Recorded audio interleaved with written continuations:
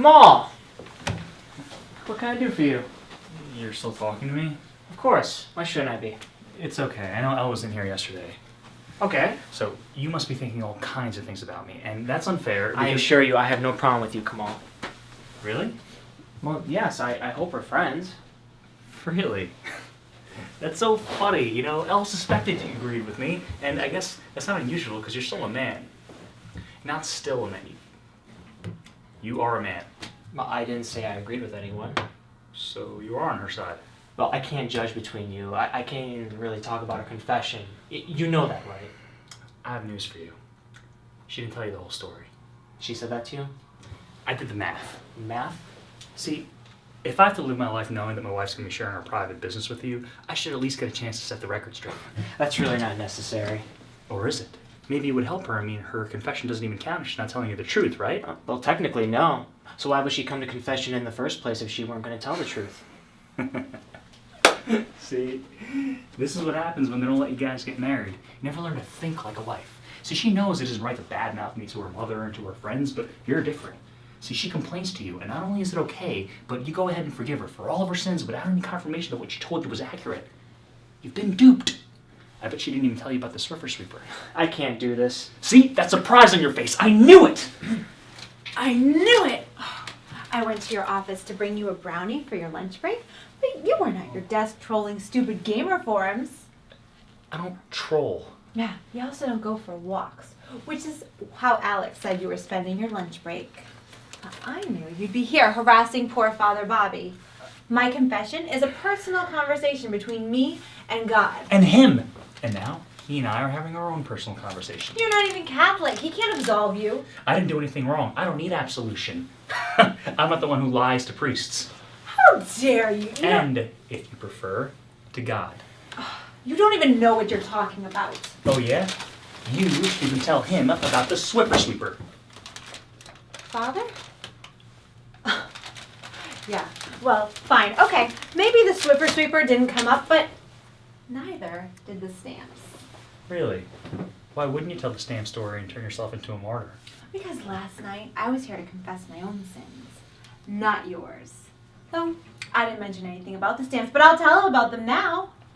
I bought stamps to use when we're mailing out the checks that pay all the bills for our households.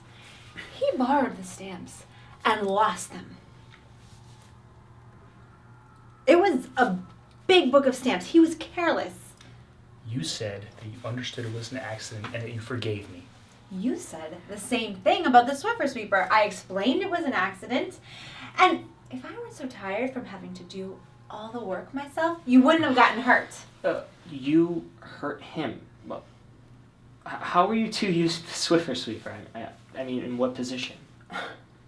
I didn't confess this because it truly was an accident. The other morning, I was cleaning the floor and got distracted by all the dirty dishes he had discarded all over the apartment. So I went to the sink and started washing his plates and cups like a scullery maid. While I was there, I thought of something and innocently called him into the kitchen. Turns out I accidentally left the Swiffer Sweeper in the middle of the floor. He tripped over it and hit his head. Reckless endangerment. Well, that's a legal term, not a theological one. I don't believe it was Elle's intention to harm you. Probably not, but she was furious when I wasn't helping her clean. You think I set a trap for you? You said you forgave me for everything after our argument. And then you even forgave me again when I finished my penance last night. But you obviously didn't mean any of it. But you meant it when you forgave me the other night. Yes. And your apology that night? Yes. And your apology last night? Yes. Then why wasn't your conscience clear? Why did you have to go to confession in the first place? I bet she didn't tell you this. Since we've been married, she's never bought the toilet paper. Not once.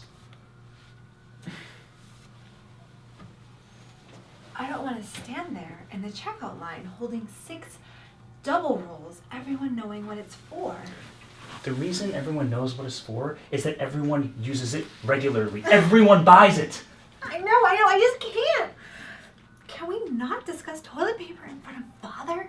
I don't want him looking down from the altar and seeing me as a person who uses toilet paper. Every person is a person that uses toilet paper, you big freak. Confess to him now how you left me with the burden of always making sure we have toilet paper. I can't. Don't you want to be absolved? Being neurotic isn't a sin. Yeah. It's not like using your wife as a Kleenex. Did he tell you he does that? He sneezes on me, Father. I sneezed on you, okay? Past tense. On 3 separate occasions. Every time I was on the subway and the choice was either between a stranger sitting on one side of me or my wife on the other side, I knew she wasn't Swiffer sweeping at the time, so I knew she wouldn't hit me. So... I've never hit you. Ugh, that trap you said was the next best thing. Oh, what about sneezing into your sleeve? Or even your hand.